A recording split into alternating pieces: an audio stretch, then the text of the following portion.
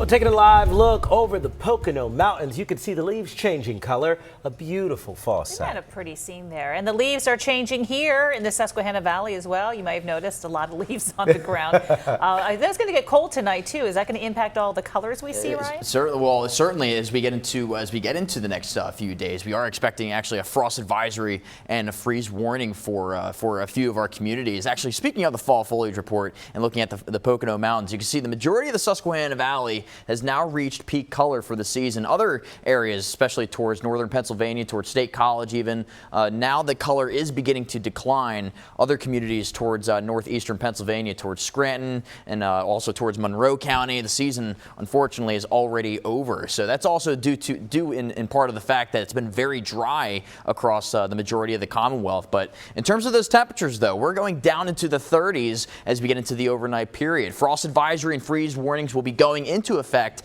overnight tonight. But in terms of the weekend ahead, it's looking dry, also looking cool, or seasonably cool, I would say. And then chances for rain increase as we get into middle to late next week, which I'll show you in the 10-day forecast coming up here. So for the rest of this evening, decreasing clouds into the upper 40s with light winds. And in terms of the forecast for tonight, we are expecting frost to develop in some, especially in the low-lying areas. So that's why we have an impact night set. And also, once again, that freeze warning, temperatures getting into the upper 30s, could get into the mid-30s for other areas.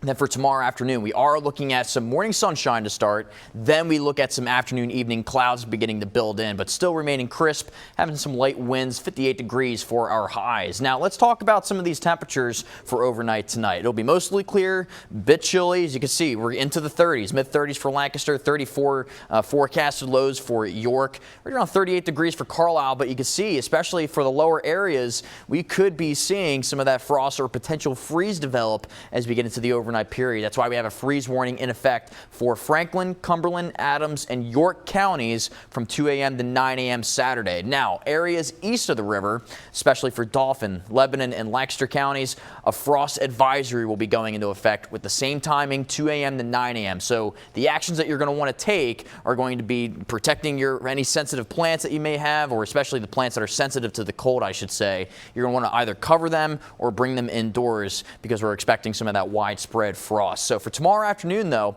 in terms of the weather and health, pollen, mold levels, UV index, all remaining low. Air quality will be good. And in terms of the temperatures now, into the 50s across the area, and current wind speeds, they were a little bit elevated earlier this afternoon, I would say, between 10 and 15 miles per hour. They are beginning to relax as we get into the afternoon and the evening. Storm Team Live Radar Network, just a little bit of activity towards our northwestern portions of the Commonwealth, but we will have some high pressure build into the Susquehanna Valley as we get into the weekend, setting us up with some partly to mainly sunny conditions. But I do expect to see that cloud cover begin to increase as we get into the beginning of the work week. As you can see, some of that cloud cover does begin to work its way in.